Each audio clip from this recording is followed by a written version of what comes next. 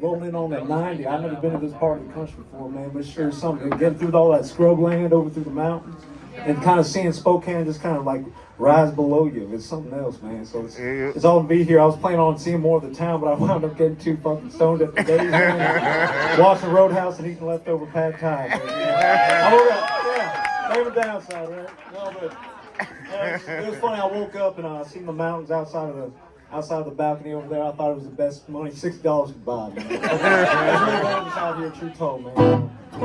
Anyway, yeah, I've been on the road with G in particular, and Chuck since January. We did a whole bunch of Midwest shows, man. Midwest all the way on the East Coast, and then I hopped on with Jimmy came about. Jimmy Jazz hopped on the bass for the Sauce It Up tour down in Florida, and now fuck, we're here in those next year. I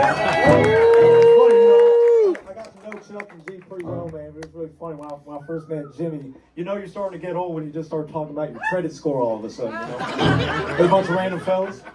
No, it was, he looks out for me. Literally right before the show.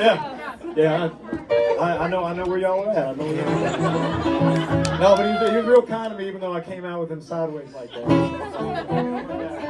Anyway, amazing film. I'm gonna stop talking. This next one's called No Kisses.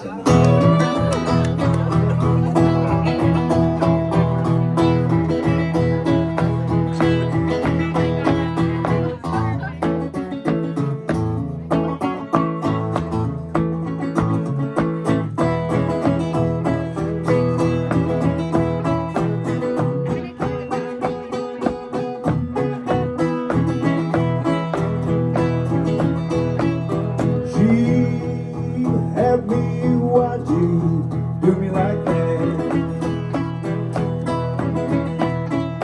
She had me hooked on. Why do you do me like that? I put a hole in your heart wider than Cumberland.